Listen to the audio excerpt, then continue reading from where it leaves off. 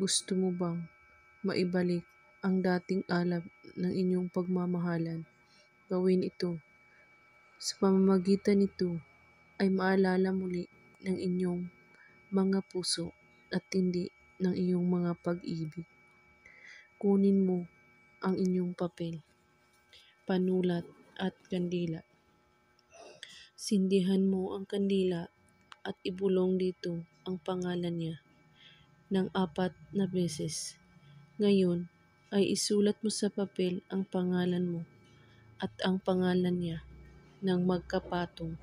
Sa itaas ang pangalan mo at sa baba ang pangalan niya. At pagkatapos, hawakan mo ang papel at iparamdam dito ang lahat ng pagmamahal mo sa kanya. Mas matindi, mas maganda.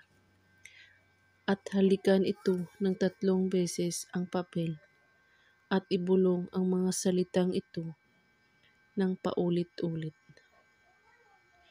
Kinasi, asti, kior. At pagkatapos, sunugin ang papel. Ang abo ay kuliktahin. Ilagay ito sa pulang tela at ilagay sa ilalim ng iyong unan. Hayaan mo lang dito at ikaw lamang ang gumamit sa inyong unan.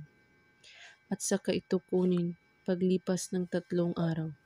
Gawin ito na may taus-pusong paniniwala at walang ibang iniisip at pagdududa. Gawin ito kahit anong oras at araw.